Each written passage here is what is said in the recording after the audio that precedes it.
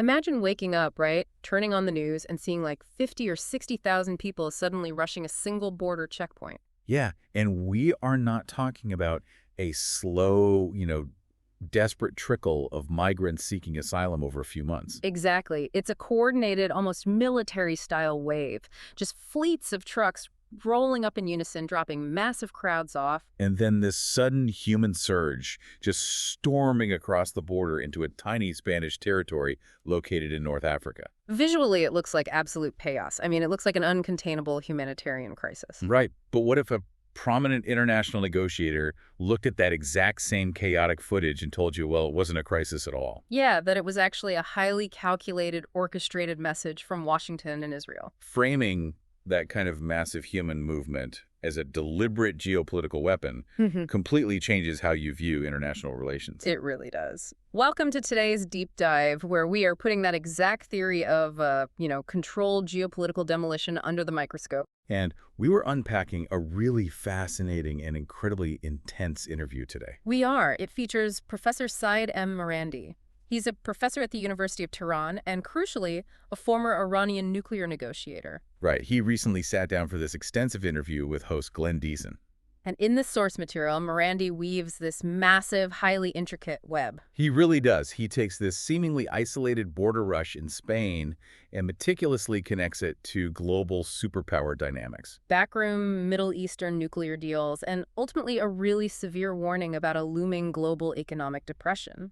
Yeah, Morandi's essentially attempting to offer a unified theory on how a dominant global power operates when it feels its absolute authority starting to slip. Right, detailing the transition from a confident superpower to what he views as a paranoid declining hegemon. Exactly, one that relies on punishing its own allies just to maintain control. But before we go any further, I need to offer a very crucial disclaimer to you, the listener. Definitely, this is important. The source material we are diving into today contains highly politically charged viewpoints regarding the U.S., Israel, and global geopolitics. Very charged. So I want to be crystal clear with you listening right now in this deep dive.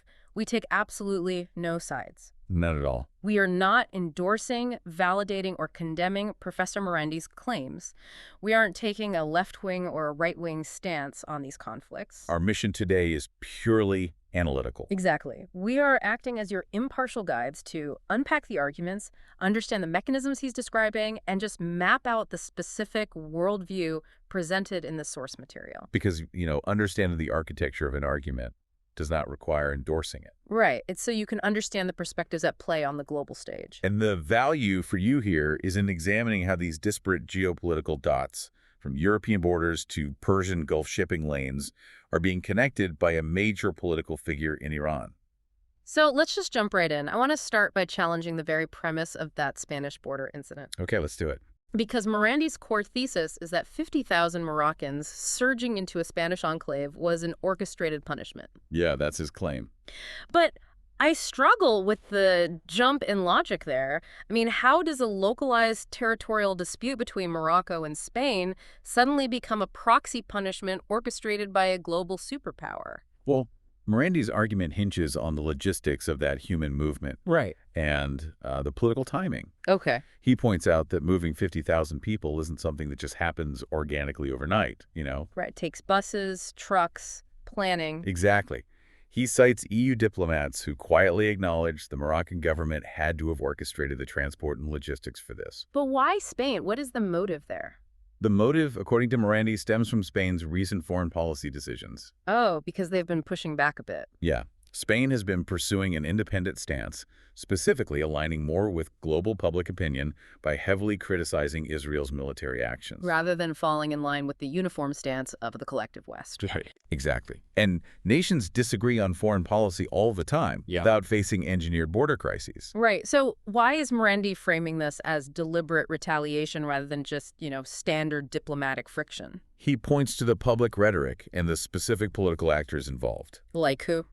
Well, Morandi notes that figures like Donald Trump and Benjamin Netanyahu have allegedly made explicit threats that Spain would, quote, pay the price for its independent policies. Wow. Okay. So when the border rush happened, Morandi views it as the invoice coming due. Pretty much. Yeah.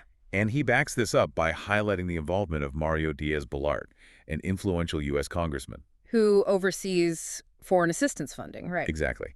Diaz-Balart actively stepped into this dispute to claim that this specific territory shouldn't even be considered geographically Spanish. He asserted it belongs to Morocco. That is a very specific mechanism of pressure. I mean, Diaz-Balart controls the purse strings for foreign aid, so his stance carries massive financial weight. Immense weight. So, if I'm tracking this, Morocco gets backed by powerful U.S. politicians in a territorial dispute as a reward for their close military ties and loyalty to the U.S. and Israel. That's the theory. Meanwhile, Spain gets slapped with a manufactured border crisis for stepping out of line. Yep. It reminds me of a geopolitical mob boss using a third party to send a message, like step out of line and your borders are suddenly compromised. That analogy captures the proxy dynamic Morandi is describing perfectly. It's wild. He argues this isn't about Diaz-Balart having some principled historical stance on North African geography. It's a transactional reward system. A way to keep Europe in check. Exactly. It demonstrates a broader dynamic where the U.S. and Israel supposedly view European nations not as sovereign equal partners, but as subordinate subjects. Subjects that must be kept in line through coercive measures if necessary. Right. And if Spain is the localized example of this coercion, Morandi scales this claim up to include the entirety of Europe. Yeah, and this is where he brings up Tucker Carlson to make his point. He does. I have to push back here, though. I mean, why would an Iranian nuclear negotiator cite an American cable news personality as a definitive source on global geopolitical strategy? It's a fair question. What is the strategic value of pointing to Carlson? Well, Morandi doesn't cite Carlson as a geopolitical strategist. Yeah. He uses him as an avatar for unfiltered insider sentiment. Okay, because of his access. Exactly. Regardless of your personal opinion of Carlson's journalism, Morandi views him as someone with immense influence and access to the private conversations of the American political elite. Right, and Morandi highlights a specific claim Carlson made. Yeah, stating that Israelis have, quote, no love for the Europeans and are actively seeking the destruction of Europe. That is a stark quote. It is, and Morandi uses it to frame his overarching argument that U.S. foreign policy is so thoroughly compromised by the Israeli regime's interests that both nations operate with absolute disregard for European sovereignty. Or stability. And Morandi attempts to establish a historical pattern of ruthlessness to back this up, doesn't he? He does. He lists out regions where the U.S. and Israel have operated with, in his view, total impunity. Right, initiating bombings, conducting targeted killings of leaders, wiping out communities across West Asia, Lebanon, Gaza, the West Bank, Syria, and Yemen. He is essentially asking the observer, if they utilize these extreme tactics in the Middle East, why would anyone assume they wouldn't turn a slightly different, but still ruthless tactic against a European nation? Like weaponized migration or trade wars. Exactly. And that connects directly to the irony Morandi sees in current American politics. I mean, the domestic narrative in the U.S. is heavily focused on America First policies. Right, that's the big slogan. Yet Morandi observes that the U.S. is perfectly willing to damage its own economic interests, initiate trade wars, and alienate long-standing allies like Europe, Canada, and even Greenland. Because it prioritizes an Israel-first policy above its own national stability. That concept is fascinating. Just the idea that a dominant global power is actively eroding its own long-term alliances to act as an enforcer for a completely different nation. It's a major shift in how we usually think about alliances. So if disobedience gets you punished with a border crisis in Europe, I want to look at how loyalty is supposedly rewarded in the Middle East. Okay, shifting to the Middle East. The source spends a lot of time on a proposed U.S.-Saudi nuclear deal. I need you to break down the mechanics here for us because offering a civilian nuclear program seems like a massive reward. Oh, it is a massive reward, particularly because of how the rules are being bent to make it happen. How so? Well, international non-proliferation rules are typically incredibly strict to prevent civilian nuclear programs from being weaponized. Right, you can't just hand over nuclear tech without strings attached. But Morandi points out that Saudi Arabia is being offered a pathway to sideline some of those strict international rules. Okay, so they get special treatment. Why? The initial justification from the U.S. side is presented as purely transactional and America first. Like economic benefits. It's exactly. The U.S. demands preferential commercial deals, ensuring American corporations get access to the lucrative Saudi market before rival nations do. But Morandi claims there is a hidden mechanism in this deal. He uses this magician analogy that really clarifies the tactic. It's a great analogy. The U.S. government acts like a geopolitical illusionist. They negotiate this complex nuclear and commercial deal for months, maybe years. And the Saudis think they are just negotiating an energy and trade agreement. Right. Then, at the very last second, the U.S. pulls a now you see it, now you don't trick, They insert a non-negotiable clause. stating the Saudis cannot have the deal unless they fully normalize relations with Israel. It perfectly illustrates his thesis of an Israel-first mandate overriding American commercial interests. Even when dealing with a loyal, wealthy ally like Saudi Arabia. And even when immense American corporate profits are at stake, the final hurdle is always Israeli interests. Okay, so let's follow that thread of loyalty. Say you are a faithful ally, you host U.S. military bases, you follow the rules. Are you safe from this coercion? You'd think so, but Morandi says no. Because he tells a story about a Qatari liquefied natural gas tanker that completely tripped me up. Yeah, this is where it gets really interesting. Qatar and Pakistan are both staunch U.S. allies, right? Qatar hosts a massive U.S. military presence. Pakistan even helped implement a Trump ceasefire in Gaza. Very loyal allies. So a Qatari tanker is heading to Pakistan. But the U.S. blocks the ship. Why would the U.S. blockade its own allies' energy shipments? To understand the mechanics of that blockade, we have to look at the geography of the Strait of Hormuz Okay. and the nature of international agreements. The strait is a narrow, critical bottleneck for global energy shipping. Right. Tons of oil and gas go through there. Morandi explains that a specific shipping corridor had been established through a Memorandum of Understanding, an MOU. Between who? The purpose of this agreement was to have Iran help manage the complex naval traffic in the strait safely. Ah. And Iran wasn't charging tolls or fees or anything. They were simply coordinating the logistics based on this legally agreed-upon framework. But the U.S. decided they didn't like that framework anymore. Morandi claims the U.S. unilaterally decided to violate that MOU to create its own corridor, effectively ripping up the established rules. So they just changed the rules on a whim. Yeah.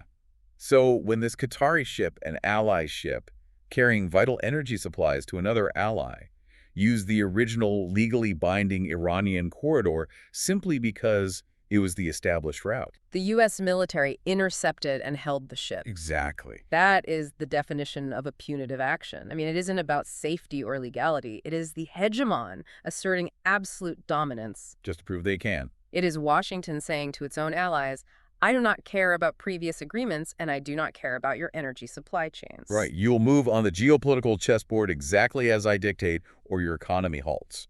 And this is where Morandi's definition of a declining hegemon crystallizes, doesn't it? It really does. A hegemon is a dominant superpower that sets the rules of the international system. When a hegemon is comfortable and its power is absolute, it can afford to be benign and generous to its allies. But as that power slips, And multipolar rivals emerge, the declining hegemon becomes insecure, extractive, and paranoid.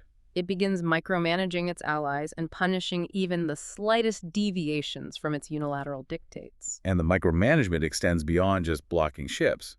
The source details a situation where Oman, another friendly nation in the region, attempted to engage in basic diplomatic talks with Iran. They just wanted to manage the strait to avoid an accidental naval conflict, right? Yeah, basic diplomacy to keep the shipping lanes open and the global economy functioning. And according to Morandi, President Trump allegedly responded to Oman's de-escalation efforts by threatening to blow them up. Which is staggering. Threatening a strategic partner over basic diplomatic communication. It's wild. Morandi argues this kind of humiliating behavior toward nations that actually provide immense wealth and strategic benefit to the U.S.